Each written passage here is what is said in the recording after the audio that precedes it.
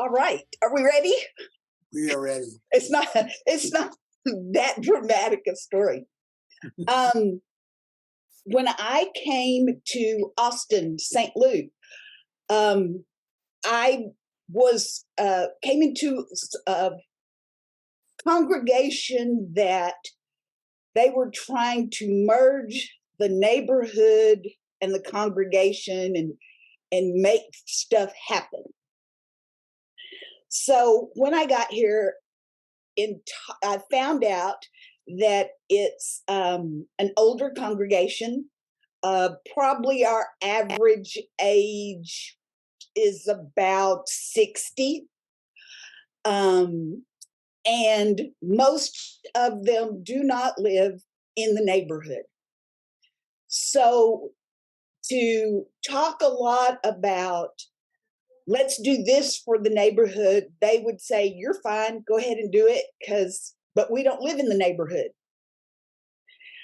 And so one of the things that with Ray's help that we started doing is I started thinking of our congregation as its own neighborhood. And so started doing a lot of things that I was in the Good Neighbor Experiment cohort, and so started doing a lot of those things within the congregation. And what I started to notice was that suddenly the congregation started thinking outside our four walls. And so I told them, I said, I just want to try some things. And they gave me permission. And so there were a couple of things that we got really excited about. We decided to do a trunk or treat. This congregation has always done pumpkin patch, but it never did anything for the community per se. And I said, let's do trunk or treat. So went to Oriental Trading, bought the stuff so that all people had to do was show up and open their trunks, and we gave them everything. And I had 3 members that I knew I could get on board.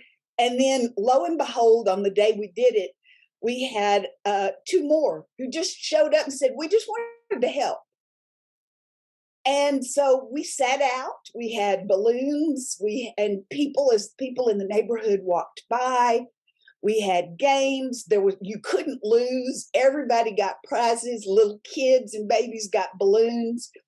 And the one thing that we heard over and over and over was, thank you for doing this. It's such a nice thing.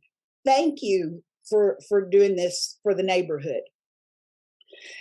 And so when we went back and they said, well, how many did you have? And we had about 20 to 30 people come by that evening. And so when we looked at it, we didn't spend a lot of money. I think we spent maybe a couple $100, candy, everything. But what the congregation felt like, oh, that's what we do.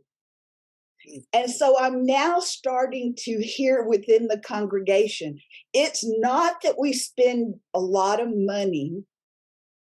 It's thinking about how do we serve outside of the church. They've now started thinking about the neighborhood is more a mission field than those people were trying to get into the church to sit down and give money.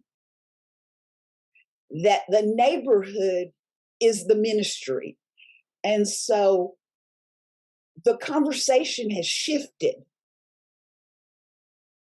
But it shifted because we just started within and then pointed our way out.